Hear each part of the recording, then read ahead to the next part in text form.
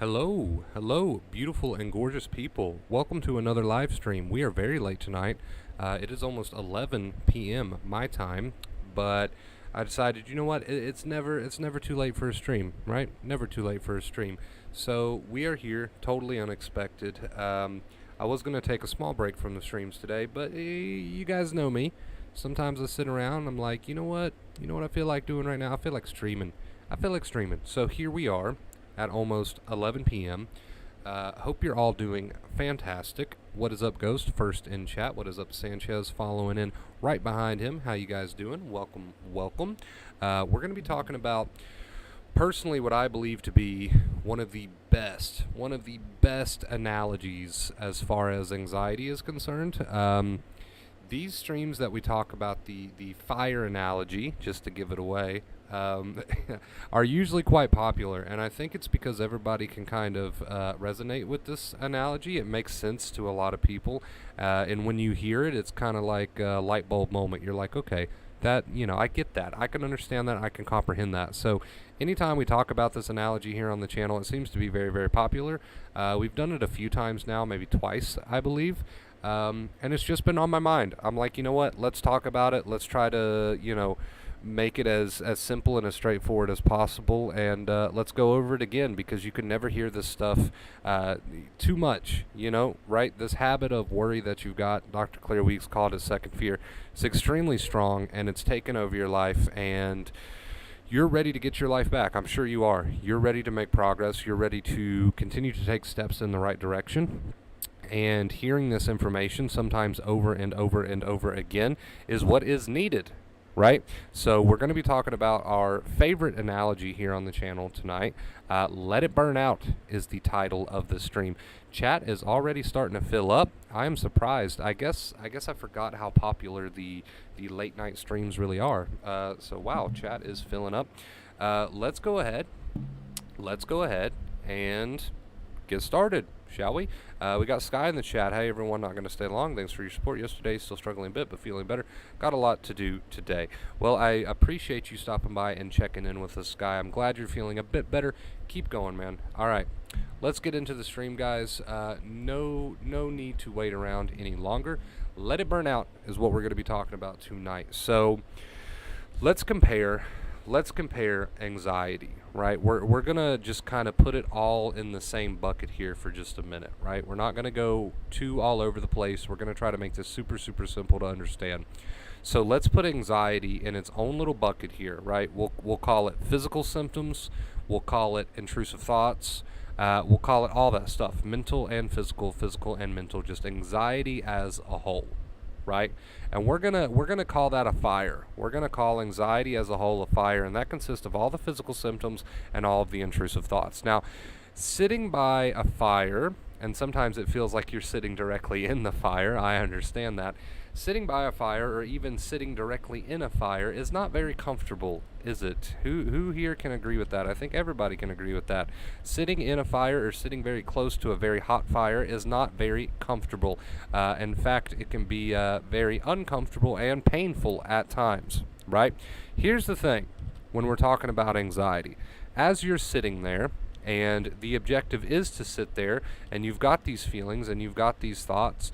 The objective is to sit there and be uncomfortable. However, the goal is for you to learn, right, how to not pick up that bucket of gasoline that you have beside you at any given moment and throw it on that fire that we call anxiety.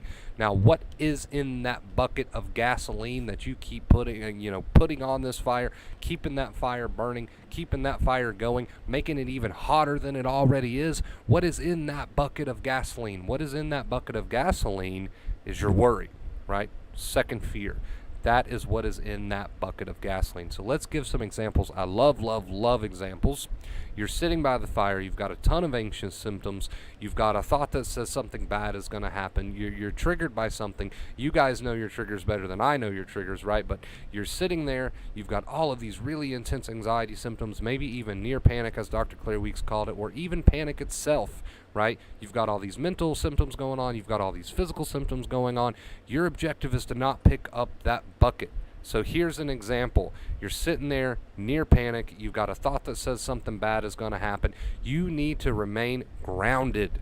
That is the goal. You need to remain grounded. You need to remind yourself, I'm going to let this fire burn as hot as it wants to burn, but I am not going to pick up that bucket of worry and throw it on this fire, because the moment you start throwing that bucket of worry on the fire, it is the same concept as throwing gasoline on the fire. The fire is going to burn longer. It's going to burn hotter. And imagine for a second what you've been doing to your nervous system all these days, weeks, months, and maybe even years that you've been throwing that bucket of gasoline, aka worry, on the fire. Imagine what's been going on with your nervous system, right?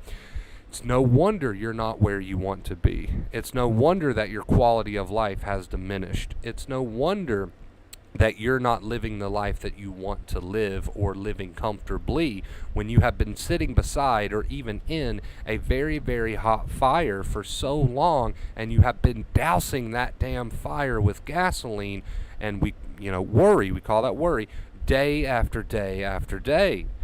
It's no wonder you're not at the position in your life that you want to be in. Right? So everybody can kind of understand that analogy. So let's give another example here. Let's say you're chilling, you're minding your own business. It's Memorial Weekend, and Memorial Weekend's just about past, or is past. But just for this example, it's Memorial Weekend. You're chilling out with your family. I don't know. You're grilling out. You're cooking out, and here comes the anxiety symptoms. You feel too crowded. There's too many people around. A lot of people have social anxiety, right? This applies to literally any type of anxiety. But just for this example, there's a lot of people around. You're trying to be social with your family. You're starting to feel overwhelmed. You're starting to feel crowded. Here comes that trigger. You're triggered. A lot of physical symptoms. You just want to run for the hills. You're getting a thought that says if you don't get out of here, you're going to get overwhelmed. You're going to have a heart attack. You're going to have a stroke, right? Your objective is to take a step back, man. You got to take that step back, and you got to remind yourself, I'm not going to gas this fire. I feel like crap. And believe me, I know you feel like crap, and that's really an understatement, isn't it? You feel like crap, and all you want to do is throw gas on this fire, aka worry, because that's all you're used to doing. That's your habit. That's your bad habit. But you got to take that crucial step back in the moment, man, and you got to remind yourself, I'm not picking up that bucket of worry and throwing it on this fire.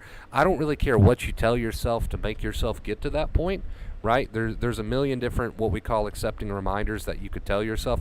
There's a million different things you could tell yourself in that moment, but it is so crucial that you take that step back and continue taking those steps back, right? Because you might be tempted to pick up that bucket of worry 5 minutes later, 5 seconds later even, right? So it's crucial that you take that step back and continue to take that step back and refuse to pick up that bucket of gasoline. We call that worry. Don't forget the analogy here. What's in the bucket? Gasoline. What is the gasoline? It's worry. You've got to stop throwing that on the fire. Now, here is what gets people, right? Here's what gets people. That fire can be very hot sometimes. It can be very intense, almost melting, scorching, right? Scorching heat. And that's what gets people. I understand how hot and intense and just scorching that fire can be. And that's what makes people, quote unquote, cave and start throwing that bucket of worry on the fire. But maybe if you start to remind yourself, hey, look, I'm extremely uncomfortable, saying the least, right? But why on earth would I ever want to pick up that bucket of gasoline and throw it on this fire? This fire is hot enough already.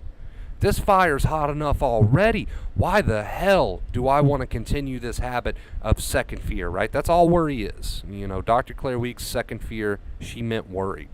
Why would I want to ever go that route again? Now, I'm not saying it's as simple as having this realization and then sunshine and rainbows. You're going to have to work at this. I understand that the habit is strong. I understand that sometimes the fire of anxiety is so hot and scorching that you just can't help yourself, it feels like. Right? I understand all of this, but we've got to slowly but surely work it into your brain, work it into your freaking personality at this point, that you're no longer going to pick up that bucket of gasoline, aka worry, because that's just not worth it. The fire is hot enough. The fire of anxiety is hot enough as is, right? And when you spend every day like you have for so many weeks, days, months, and years throwing gasoline on it, it only gets hotter. It only gets more intense. It only gets more, more suffering is introduced. And not only that, most importantly, when you continue throwing gasoline on the fire, it doesn't go out. So your poor nerves never catch a break because you're constantly in the fire, but you're always adding that gas, that worry. You're never getting a chance to relax the nerves, right? And this is what Dr. Claire Weekes meant by second fear. So I understand, again, I completely understand the bluff of the fire. The fire is so intense and so hot, and it just makes you so damn uncomfortable that it feels like you can't help but to throw that bucket of worry on it. But understand that that worry is gasoline. That gasoline is worry. And the reason I give this analogy so often, like I said, I believe this is at least our third stream talking about this analogy, is because next time you're in the fire, I don't care what triggered you, that's irrelevant. I don't care if a thought triggered you, a symptom triggered you, a situation triggered you. That part's irrelevant. But maybe next time that you are in that anxiety fire, maybe this analogy will convince you to take at least one step back and say, hey, I could pick up the bucket of worry, aka gasoline, and I could throw it on this fire. Where will that get me? What would that get me? I don't want to make this any worse on myself than it already is. Maybe that's enough. Maybe this analogy is enough to spark something in you to get you to turn that down, to say no to picking up that bucket. Right? Maybe this analogy is enough to convince you to do that, because why on earth would you want to make it worse on yourself? So maybe this analogy is enough to get you to work on that habit, right? And that's why I love to give it, because it just makes so much sense and it's so simple and it's so clear. So next time you're in the fire, aka anxiety, and you're tempted to throw the gasoline on it, aka worry, I want you to remind yourself, why on earth would I ever throw a bucket of gasoline on a fire that's already making me suffer? I would never do that. You would never logically do that if we were talking about a real fire and a real bucket of gasoline. How many people in chat could say that if they were near a very hot, intense fire that they couldn't necessarily just walk away from at the moment? Why would you pick up a bucket of gas that's sitting close by and throw it on there? You're suffering enough. It's enough as is. It's enough, man. It's time to work on that worry habit, aka that second fear habit. And reminding yourself of this analogy might just help you do that. So what happens then next time you're in the fire and you remind yourself, okay, no more gas, right? Not picking up that bucket of worry. You might have to do that quite often, right? This is not a one and done sort of thing. You might have to do that quite often, especially at the beginning of your journey. What do you do next? You've made the choice, the amazing, wise choice, to stop throwing the bucket of worry on the fire. So you've made that choice. You're constantly reminding yourself, okay, no more picking up that bucket, right? So you've done that part of the equation. What next? Is there anything next? Yeah, sure. It's called living your life, right? It's called living your life. So as you make the conscious, dedicated effort to no longer throw the bucket of gasoline on the fire, which you have to rinse and repeat that a lot, you then make the choice to, okay, while I'm making the choice to no longer throw the bucket of gas on the fire, I'm going to go live my life. I'm going to go do something productive. I'm going to go do something fun. I might not necessarily feel like doing those things, but I'm going to do them anyway. Now you're using the two main keys. Now you're using our two main keys, which is no longer fighting the thoughts and feelings, aka worry, and living your life. These two keys put together are fantastic. Living your life is going to help you to refocus. It's going to help show your brain that tiger doesn't exist, and no longer throwing the gas on the fire, the worry, right? That explains itself, right? That explains itself. So now you're working with the two main keys. This takes a repeated, dedicated effort, right? I wish it was as simple as, okay, I understand the analogy, I understand why worry is gasoline, and I understand logically why I would never want to do that. And then that's it. We're all sunshine and rainbows, and everyone just moves on, and we're all, just lolly-dolly. Unfortunately, the Picking the bucket of gas up and throwing it on the fire is a very strong habit. So this does take dedication, a bit of consistency, right, or a lot of consistency. Now that doesn't mean that you're perfect or that you're not going to have failures, because you probably are. Come back to this analogy when that happens. Keep coming back to it. Come back to it so often that you never forget it. Come back to it so often that it becomes a part of your daily life. Come back to it so often that you could remember it word for word. The anxiety is the fire, my worry is the gas. The anxiety is the fire, my worry is the gas, right? Come back to it so often that you never ever let it slip your mind. In those moments of need, you go straight to this analogy and you remember why you're no longer picking up that bucket, right? Right? So, very clear, very to the point analogy that nobody can deny. The anxiety is the fire, the worry is the gas. Dr. Claire Weeks knew this the best. She broke it down into first and second fear. Think about it for a second. When she said first and second fear, amazing woman, genius woman, what was she referring to? First fear is the fire, is the gas. Second fear, right? And she said you can't do anything about first fear. That comes as you heal. So first fear is the fire. That's the anxiety. Can't do anything about the fire being there. She told us this. Second fear, what is second fear? That is what you can do something about, and that's the bucket of gas, aka the worry. So you've got the first fear, which is the anxiety fire. Can't do anything about that.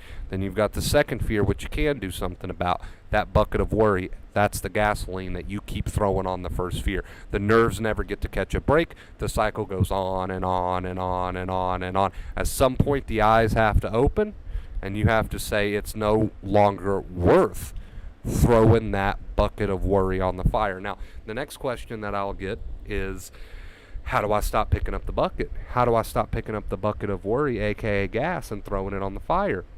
You catch yourself doing it. It's as simple as that. You catch yourself doing it. I said simple, I didn't say easy. It's as simple as catching yourself doing it. So if you're up in your head going, oh crap, I don't want to feel this, I don't want to think this, I don't want to, this is horrible, I don't want this to be happening right now, right? This situation is awful. You start adding the worry, oh God, what do I do about this? Oh God, oh God, oh God, oh God. You got to say, whoa, whoa, whoa, take a step back. You have picked up the bucket. You're throwing the gas on the fire. Call yourself out on it. You have to call yourself out on it, right? Right? So it is as simple as catching it and saying, oh shit, you're doing it. And then put the focus back on living. Remind yourself, I'm not throwing any more gas on this fire. I don't care what you tell yourself. You could even tell yourself literally those words.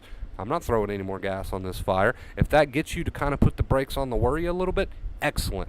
I don't care what you tell yourself. See, you can get creative with this. You can get fun with this. So, the main point here, guys, first and second fear. Dr. Claire Weeks knew it best. First fear is the anxiety fire, which you can't do anything about. That will go out on its own as long as you stop pouring the second fear on, aka the gasoline, aka the worry, right? So, awesome stream tonight. I love this analogy. This analogy makes me so happy because it's so simple. It's so simple to understand. Nobody can dispute this analogy. Why on earth, if you were trapped in a room with a burning fire and your only option was to let that fire go out on its own, you're trapped in the room. You can't the only option is to let the fire go out on its own. Why on earth would you pick up the bucket of gasoline, aka the worry, and throw it on? You never would. You would never make that choice, ever. The only problem is people are not seeing their anxiety through the same lens. They're not seeing their anxiety through the same perspective. But it is the exact same thing, and there's no denying it. It is the exact same thing, and you can't get any closer. It is the exact same thing. You are in a room with a very intense fire, which I know is uncomfortable, and it sucks, and that's saying the least. But you are in this room with this fire, and you can't necessarily just walk away. You're stuck in this room with this fire, but the fire will go out. That's the good news. The fire will burn out. It can only burn for so long, but you keep picking up that bucket of gasoline, man. You would never do that. In a realistic situation, if you were actually stuck in a room with a burning fire, and your only option was to let it go out, you would never pick up that bucket of gasoline and throw it on there. You would never do that. You would never do that. That's just Duh. Right? The only problem is people don't tend to see their anxiety like that. And you absolutely must start to see your anxiety like that. You must start to see your anxiety like that. And if it helps to remember this analogy in the heat of the moment, go for it. I want you to remember this analogy until you can recite it word for word. Anxiety is the fire, my worry is the gas, right? If you started to see your anxiety the same way that you would see this analogy, right? Maybe you'll stop throwing that gas on the fire. You wouldn't do it in a real situation if this analogy was real, if you were actually stuck in a room with a fire, you'd never throw gas on it. You must start to see the anxiety as the same thing. You must start to realize that it is the same thing. You can't get any closer. This analogy is as close as you'll ever get to a perfect anxiety analogy, right? And if you start to see your anxiety in the same way, like this analogy describes, you will stop throwing that gas on the fire. You will, because logically it just makes sense to stop. Now, it does take work, it does take effort. Like I said, this is a bad habit, right? This is a very bad habit. So it does take work, it does take effort, and it does take consistency. I understand that you've been picking the bucket up for so long that it feels like it's second nature to you. But I want you to come back to remembering this, right? I want you to come back to remembering this stream. So tell yourself whatever you need to tell yourself to stop fighting with those thoughts and feelings, aka worry.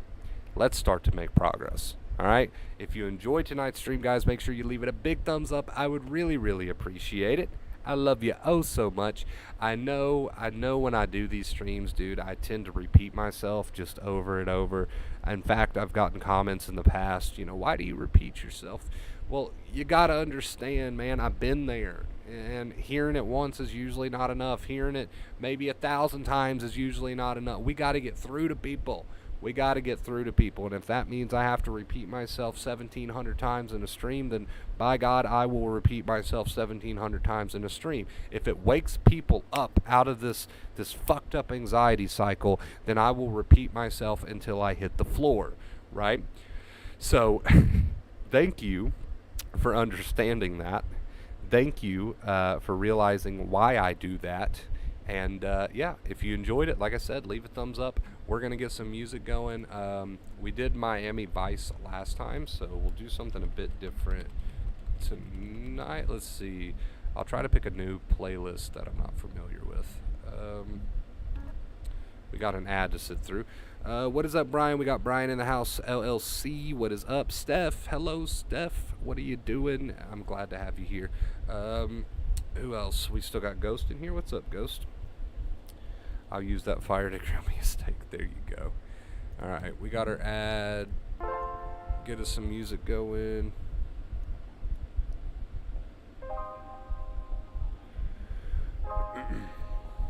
Must we lose complete fear to our trigger in order to completely heal?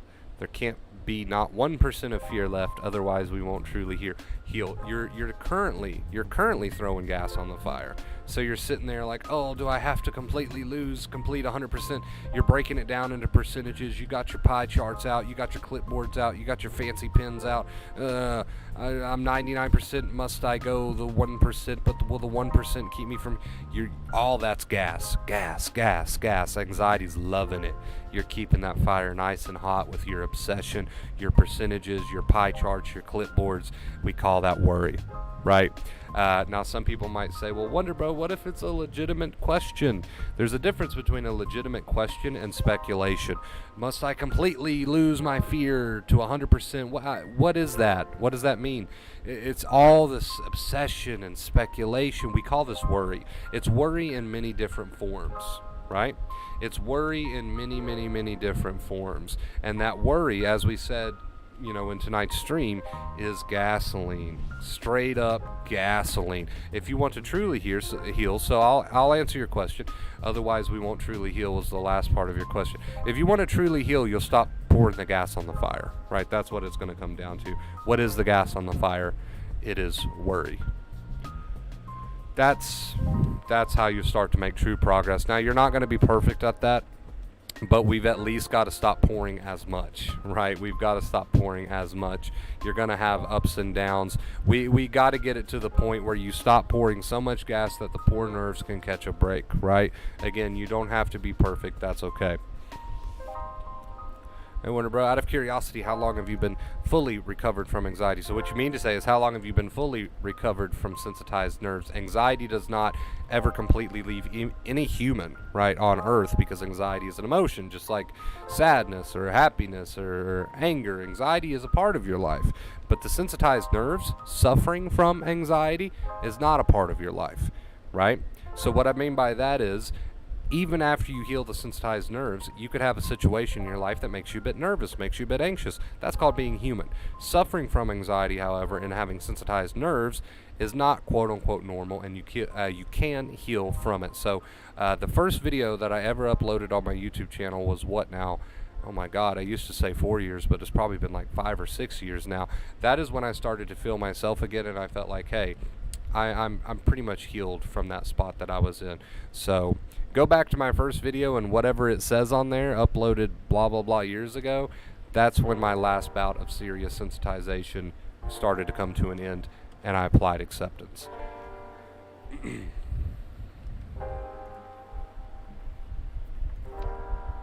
But no, I understood the question. You're good, Charles. I understood the question. I just wanted to be completely clear on that because, you know, sometimes people tend to get the two mixed up.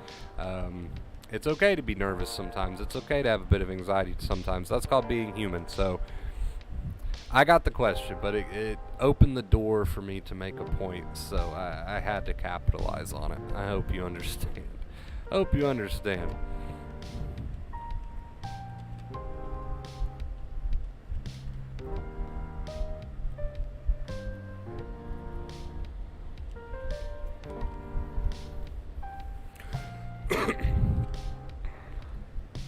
Yeah, anxiety is completely normal. Nervousness, you know, anxiety, whatever you want to call it, fear, completely normal. Having a nervous system that is just completely effed up is not so much normal, but it's something that you can heal from, right? You can strengthen the nerves. You can give the nerves a break. How do you give the nerves a break? You stop pouring gasoline on the fire, right? We're going to keep coming back to that analogy tonight. It's such a good one. Such a good one.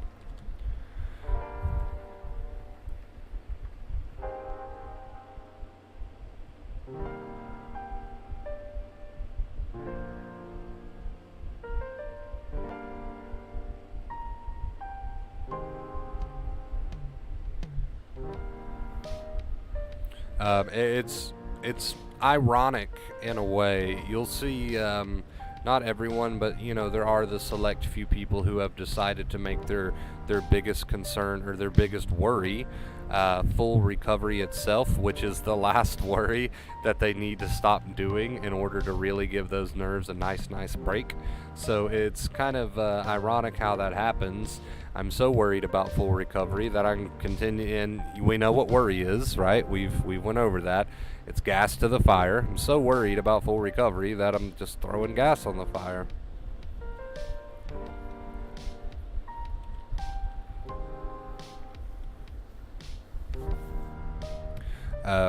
Rewatched an old stream of yours 4 months ago, and I saw I commented and think to myself, damn, 4 months gone by and I still have the same fear. Nothing has happened to me. Just wasted time. Yeah, worry. Worry's keeping the fire alive, right? So it is ironic in that way. You know, everybody's worry tends to be different, and you don't just have usually one. You've got your own set of little worries that you've been chewing on for a very long time. Some people's worry can be full recovery. I'm worried about recovery. Some people's worry can be health related, physical health related. Some people's worry can be blah blah blah. My awareness is stuck. Shout out to my boy. Some people's worry, you know, everybody's worry is different, and there's usually several, and sometimes they switch, and sometimes one becomes a main worry, and blah blah blah. It's just a big old cycle. But at the end of the day, you got to throw all that away because the context is not irrelevant. You just have to get one thing through your head, and that's that any worry, okay, mark my words, any worry, forget the context for a second, any worry equals gas to the fire. Any worry equals gas to the fire. Oof. right? So that makes it super, super clear, super, super clear, super, super, super clear. Any worry is gas to the fire. So you can have person A who's worried about making a full recovery, and you can have person B who's worried about having a heart attack, and you can have person C who's worried about going crazy. All three of those people are no different.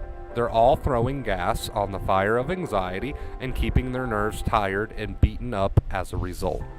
No different. No different. People tend to say, well, man, if I was like person B, then I'd be good. Person C says if I had the same worries as person A, I'd be good. No. It's all the same. If you're worried, you're throwing gas on the anxiety fire, and you're keeping your poor nerves tired. Now, you don't have to be perfect and never have a worry again in your life. Never worry again in your life, right?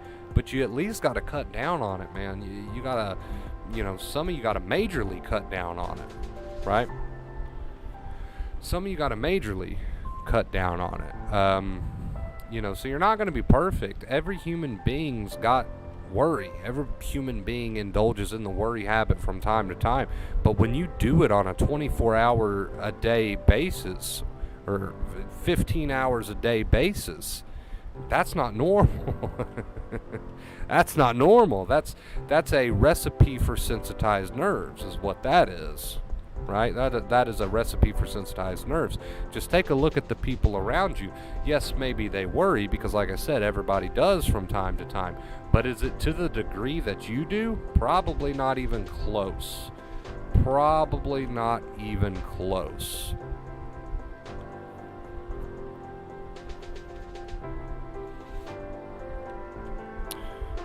Of course you are allowed to worry. That's the point of acceptance. Well, no, not exactly. Worry is second fear. That's not the point of acceptance. We want to get away from that. But we do want to accept the thoughts, the intrusive thoughts that come. I think that's what you're confusing it with. We do want to, if we get a pop-up thought that says you're going to go crazy, we accept that. You do want to accept the feelings, but you don't want to add the oh God. You don't want to add the oh God, the oh God, the oh God. You don't want to add that part, aka the worry, aka the second fear. Don't want to add that part because you're just throwing gas on the fire. So I think there was just slight confusion in the comment maybe, but yeah. Hopefully that makes sense. You accept whatever pop-up thoughts come, feelings come, but you don't want to add the oh God, aka the worry, right? We want to try to cut that down. Like I said, if you take a look around, you're going to have people in your life that, yes, they worry, but to the degree that you do about yourself, about anxiety symptoms, 24 hours a day worried about something, probably not even close. probably not even close. So you're going to be human and you're going to worry from time to time, but we got to cut that majorly down.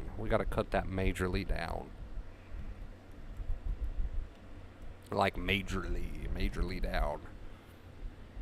How do you do it? You just catch it. That's it. You just catch when you're doing it and you remind yourself, oh man, I'm throwing gas on this fire. Now you become aware of it. And you can make a conscious choice to put the brakes on that a little bit. Some accepting self-talk, right? Go back to living. Dr. Claire Weeks called it the accepting inner voice. So it really is as simple, I didn't say easy, but as simple as being aware of it, catching it, being aware of it, catching it, right?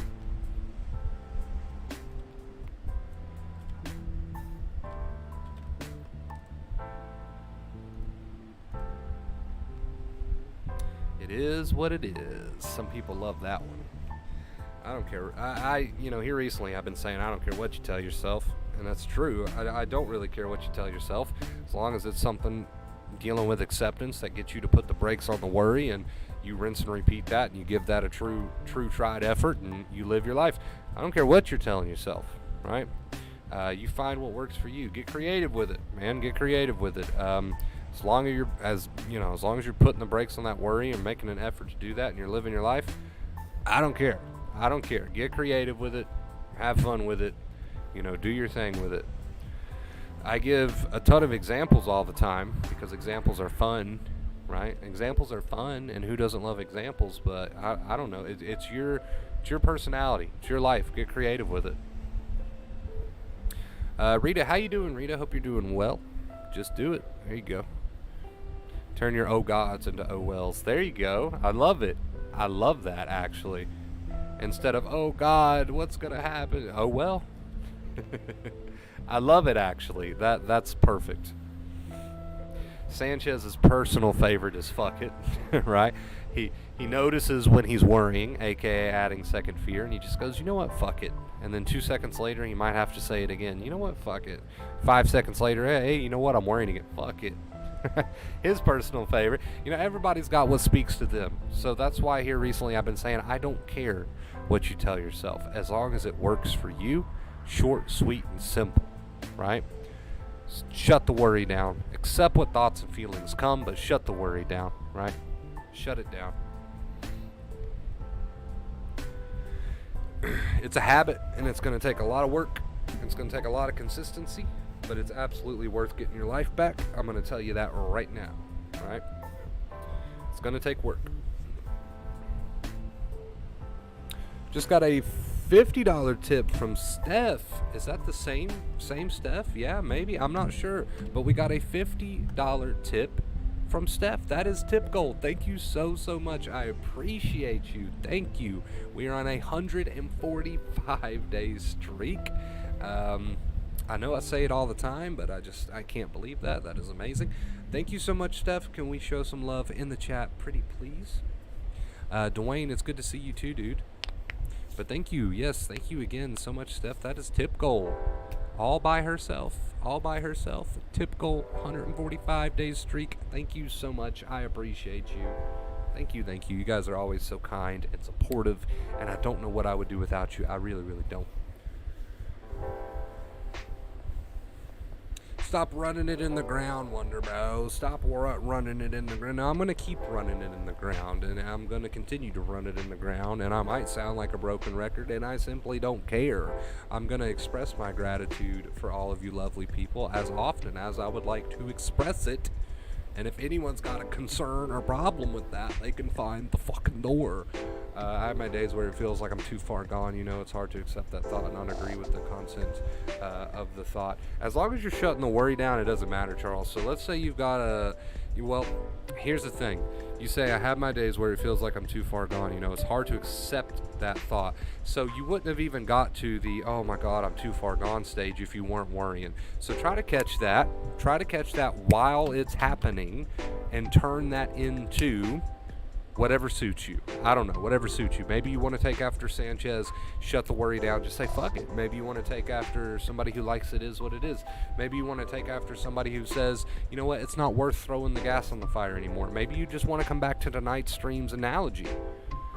Whatever works for you, man. Start catching that worry and shut that worry down. I know it's such a deep-seated habit that you don't even realize you're doing it, but start catching it. Start working on catching it, right? Whenever I keep living my life, but while I'm living my life, the fear and anxiety stays in my brain no matter what I'm doing. It just doesn't seem to lessen, and it's not supposed to right away. So tonight's stream is excellent for you, Soccer Mom, if you want to watch it back. We talk about anxiety is the fire and the worry is the gas. So when you say, man, this is just not seeming to lessen, you are picking up a bucket of gas and you're throwing it on the fire, so the fire is going to burn a little hotter and going to last a little longer, right? So if you really want that fire to burn out, understand that a fire does not burn out instantly, right? If I stop throwing gas on a fire, does that fire burn out right away? Of course not. It's going to take time for that fire to burn out. What I mean by that is, the analogy here is, it's going to take time for your nerves to heal, right? So don't expect like instant 100%, right? Don't expect that, because just because you've stopped throwing gas on that fire doesn't mean that fire is just going to instantly poof. It's going to take time for that fire to go out, and you're still going to be uncomfortable because you're sitting right by that hot fire. But you've stopped throwing the gas on it. That's the important part. You've at least cut back on throwing the gas on it, aka the worry, aka the second fear, right? So that fire will start to burn out, but it's not going to happen instantly. Just like a real fire doesn't go out instantly when you stop pouring gas on it, the anxiety fire doesn't go out instantly when you stop pouring gas on it. Worry, right? So keep that in mind. That's completely normal. That's to be expected. That fire might start to lessen a little bit pretty quickly. Maybe not, maybe so. I don't know, right? But to get that fire to truly just burn out, right? Just burn out. That's your goal, right? To do that, we've got to cut back on how often we're throwing the gas on. You might slip up every now and then and, oops, I spilled a little bit of gas on there. I worried for, I'm worried quite a bit today. I spilled a little bit of gas on there. That's okay. Not a big deal. We ain't worried about spilling a little bit of gas on there, but we've got to get over this constant, almost 24 hours worrying over anxiety and all this and that, right? We've got to stop pouring as much gas. We're not worried about a few little slip-ups here and there. Oops, I accidentally kicked the bucket over, right? We're not worried about that, but, we've got to stop the constant, almost 24 hours a day, dousing with gas. We do have to work on that. Thank you so much again, Steph. I really do appreciate you. I really, really do. Thank you.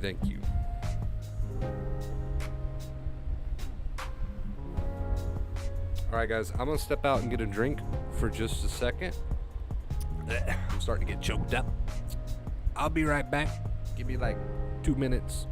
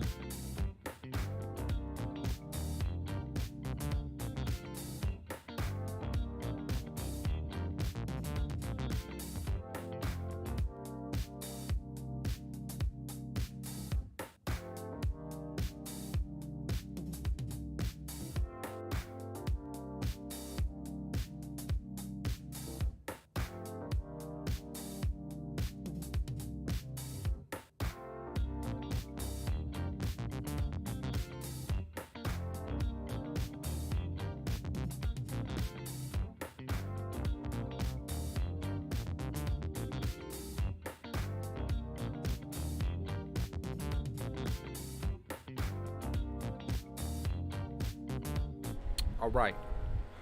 Apologies. Apologies. I've returned.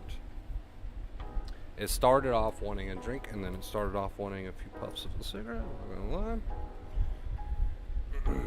But here we are. Here we are. Yeah. So I don't smoke near my setup. Like I try to smoke out of here, away from here. Everything gets smoky and gross. Unless I'm just totally shocked, then I'll smoke one at my setup like I did the other day. But most of the time, no. Most of the time, no.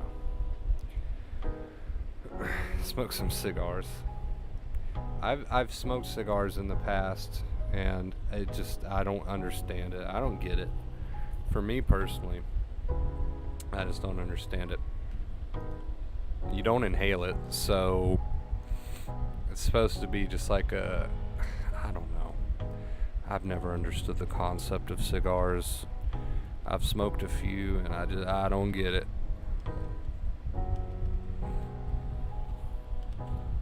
Maybe it's because I am a smoker, so for me to smoke something that you don't inhale is just weird. I don't know, maybe that's it. Maybe that's it. Could be onto something.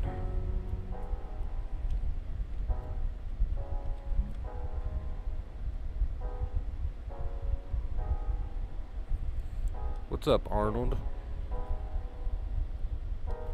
Hey, Arnold.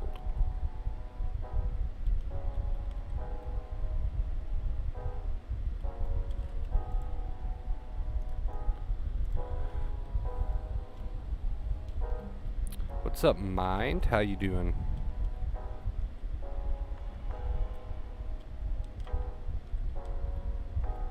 I had a pretty productive day. Stayed busy for most of the day, and then I binge watched a little bit of Stranger Things season 4. No spoilers, please. And I'm loving it so far. And I don't know, just like kind of randomly, I was like, okay, I'm gonna pause this and go stream, because why not? I'm in a streaming sort of mood. And now we're here. I'm glad I did, though. I'm glad I did, because this was an excellent stream.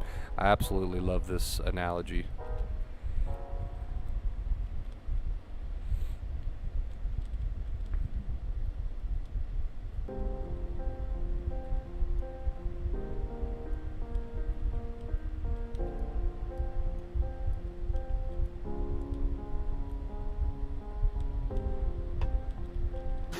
Donation. Style! Style alert, thank you so much. I appreciate you. Style, thank you. Coming in with the $5 tip, says thanks for the advice, Wonder Bro. Always appreciate it. I appreciate you. Thank you. Thank you so much for that. What are you doing, Nova? Why are you freaking out? What's the deal? Thank you again, Style.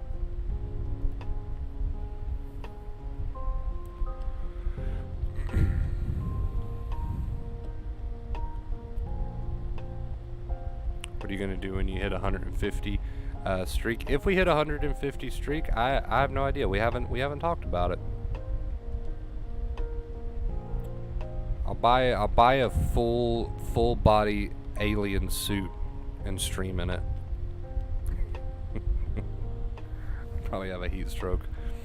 The most confusing part to me is arguing with thoughts I feel are important. It's like, how do I know if they're important and I'm sensitized, or that aren't important and I'm just sensitized? Well, I can answer that by telling you this. The worry will never be beneficial, right? So the mind has that like ace up its sleeve where it's like, well, what if this is important?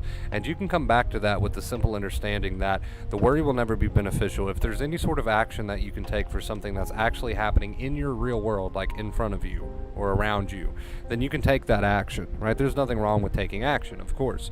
But the worry itself will never be beneficial. So, for example, you could worry about something, right? Then it not even happen. You can worry about something, and then it does happen, but the worry didn't do anything. It still didn't do anything. Like, even though that thing you were worried about ended up happening, you're still just going to make the best choice that you can make in the moment, and that's just going to be your go-to. All of the worry that you did weeks, days, months prior to that thing happening didn't actually add up or accomplish anything, because when that thing did happen, even if it does happen, You just took the best course of action in the moment. So Alan Watts, there's a speech somewhere, a lecture somewhere, where he makes this point where he's like, you can worry about something for months on end, and then if the thing does end up happening, usually doesn't, but even if it does end up happening, you normally are going to make just a split-second decision to the best of your ability in that moment, and you don't even take into consideration the weeks or months worth of worry that you did. So that just goes out the window, and you just make the best choice that you can make in the moment for whatever the situation, whatever is called for. So there you go. It's kind of that answer of what good is it gonna do anyway, right? What good is it gonna do anyway?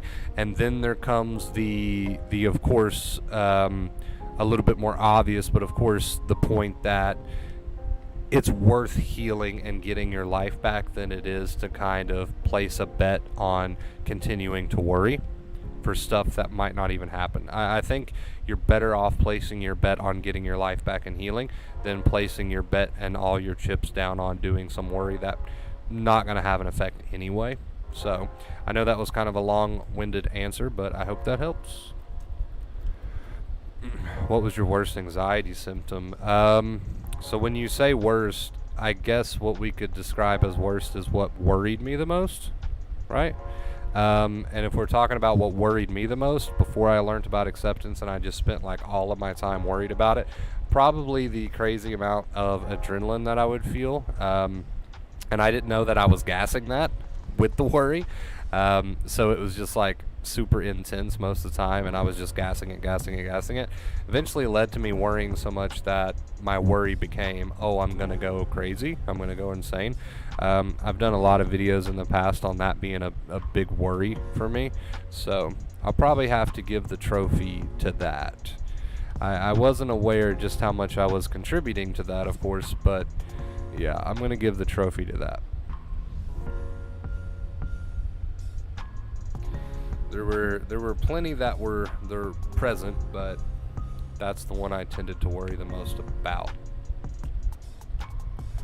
Like, oh man, I'm just gonna crawl out of my skin here. Like I feel like I could jump off a roof or something.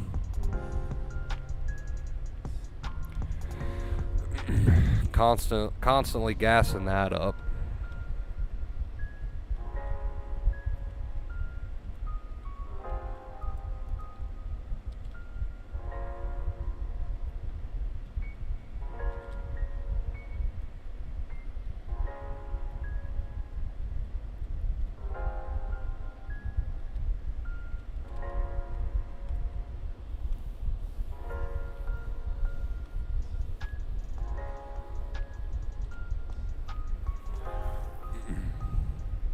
So there's check themselves, seeing as there before, so there's action that you can take there too, but it's not beneficial. Yeah, exactly. So there's action that you can take. Yes, sometimes it's not always beneficial, right? And there's eventually, kind of like my final point that I made there. You eventually got to get to the point where you're like, okay, getting my life back and healing is going to be my bigger bet than trying to do this worry continuously. Pandemonium! Dude, holy crap. Pandemonium. Thank you so much. I have an ongoing real world problem at the root of my sensitization. Thanks for all you do. Your streams are one of the few bright spots in my day. Thank you so much. Holy crap. $45 tip from Pandemonium. That takes us to 100. Wow. Thank you guys. I appreciate you. Let me update that. Again, thank you so much. Give a huge shout out in the chat, guys, to Pandemonium, Style Alert, and Steph. Let's get some emojis going. Show these guys how grateful we are. Thank you so much. Let me elaborate on your tip note a little bit. You said I have an ongoing real-world problem at the root of my sensitization. And this is true. This can be the case for some people. And what I mean by that is some people can find themselves in difficult living situations. People can be, and I have no clue, obviously, what your situation is, but people can find themselves in real situations that are stressful, and that can go on. There's an endless amount of possibilities there, so that is true. Again, though, we do come back to, okay, is there something I can do to change the situation that I'm in, or some sort of action that I can realistically take right now? If the answer to that question is no, and there's no action you can take, or even if the answer to that question is yes, and there is action you can take, either way, it doesn't matter what the answer to that question is, we're still going to eventually, somewhere down the line, always arrive at the point that the worry is just gas to the fire, and that it's not beneficial or changing anything. It's just keeping you in a state of more suffering than you need to be, right? So if the answer to that question is yes, there is something you can do about your real life situation, great. If the answer to that question is no, okay. But we're still going to arrive at the same point, that the excess worry that you continue to do, what Dr. Claire Weeks called second fear, is making the fire burn hotter than it needs to burn. It's keeping your nerves tired, all that good stuff, right? All that good stuff. How did that adrenaline feel for you when you kept adding the worry to it? Because I think I'm dealing with that too, but it's just been hard to describe what I've been feeling body-wise. So how did that adrenaline feel for me when I kept adding the worry to it? I mean, it just got to the point, dude, where, before I knew what I was doing, it just got to the point where I stayed in bed. I stopped showering, I stopped eating, I started peeing in bottles. It felt like I was going to jump out of my skin or claw my eyeballs out at any given moment, or like I wanted to claw my own eyeballs out. It is hard to put in words, isn't it? It just felt like I could run and run and run and run and run and still never be tired. It felt like I just wanted to take off and somehow run out of my own body. Of course, that wasn't a possibility. Now, keep in mind, this all sounds like one big horror story, and I guess that's because it kind of is, but this was all a direct result of me continuously adding worry. And when I say I added worry, I don't mean a little bit. I don't mean at my worst that I was just adding a little bit of worry. I don't mean that at my worst I was like you guys and I was just like piecing together the puzzle and kind of okay, kind of not. And no, when I was at my worst, I don't mean that I just added worry. I added worry to the point that when I woke up 3 days, I usually went like 2-3 days at a time without sleep. When I finally would fall asleep and then I'd wake up, as soon as my eyes opened, it was worry. And it wasn't just a little bit of worry. It was worry to the absolute most severe degree that you could add worry. And it absolutely consumed me from the moment that I was conscious until I was unconscious again. Didn't realize what I was doing to myself, had no knowledge of acceptance. Wasn't even trying to give myself accepting reminders or shut down the worry. It was just boom, boom, boom. I wasn't living. Constant worry to the most severe degree that you could do to yourself. So I don't want anyone thinking, oh God, he added just a little bit of worry, and he was in such a bad state. No, when I say I added worry, I mean that I took it to the utmost extreme that one human being could possibly take it to on the daily, right? That's what I mean by that. So yeah, there you go. What's up, UK? Yesterday, obsession put me back in a crippling state with catastrophic thinking. Hey, I pronounced the big word. Thoughts get so confused all over the place. Spot it, catch it, shut it down, rinse and repeat. I don't care if you have to remind yourself. I don't care what your accepting reminders are to yourself, whatever speaks best to you. You can use tonight's analogy if you want to, right? You can use tonight's analogy. Next time you catch yourself worrying, you remind yourself, why on earth do I continue to throw gas on this already very hot, uncomfortable fire? So it makes logical sense that you wouldn't throw gas on a fire. If you're stuck in a room with a fire, you wouldn't throw gas on it, right? That, of course, makes sense to anybody. Anybody can understand that. It's the same exact concept when you add worry, aka second fear, the great Dr. Claire Weeks called it, to anxiety. Same exact concept. So maybe even reminding yourself of that analogy will get you to slow down, even if just a little bit, right? Even if just a little bit. We're not looking for perfection. We're not looking for perfection. I'll say it one more time. We're not looking for perfection. There we go. Starting to get tongue-tied. Say that 3 times fast. But you get my point. We got to start putting the brakes on it a little bit, and it comes down to catching when you're doing it, giving yourself an accepting reminder, or putting it into perspective for yourself. Hey, why am I throwing gas on this fire? Just bringing awareness to the fact that you're doing it. Bringing awareness to the fact that you're doing it is enough to put a little bit of a dent in it, is enough to pump the brakes a little bit, right? And then live life. That is the 2 main keys right there. That is the two main keys right there. All right, you guys. So many good questions tonight. So many good questions. I appreciate all the love and support. This was an excellent stream. I'm not tooting my own horn or anything, but I think we nailed it. And you guys, of course, with the amazing questions that lead to my rants, it's just perfect. I highly recommend anybody that was late to this stream to watch it back. Hopefully we open some eyes tonight. But anyway, we are past that 1 hour mark. A huge shout out again to Steph, the Style Alert, and Pandemonium. Thank you guys so much. Appreciate you. Pandemonium, Style Alert, and Steph. I love you guys. And everyone watching, thank you so much for watching. Thank you so much for your support. And let's continue to grow. We are on the road to 11K subscribers. I'm sure we'll get there soon. Follow me, Facebook, Instagram, Twitter, Vacate Fear. I've been trying to grow those social media platforms. I'm always trying to make sure I post stuff on there, beneficial things. I'm doing things all over the place, man. You just got to go check it out. Even TikTok, Instagram, Facebook, Twitter, Vacate Fear. Follow me. Give me some likes if you want to. You don't have to, but if you want to. Anyway, let's get our song going. I love you guys so much.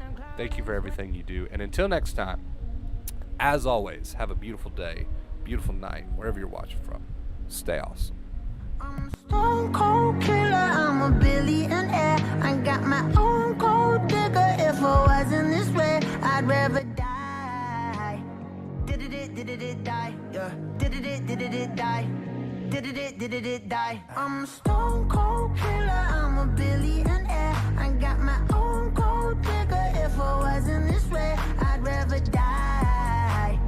Did it die? Wait. Did it die? Wait. Did it die? Whatever you want, I'll be whatever you want. Just tell me you love me or not, whatever it costs. I know I'm talking a lot, there's something I gotta get off. Don't wanna be this no more, I don't wanna drink no more. Always gotta do the most, thinking that I'm insecure. Really should've listened more, but I don't, of course.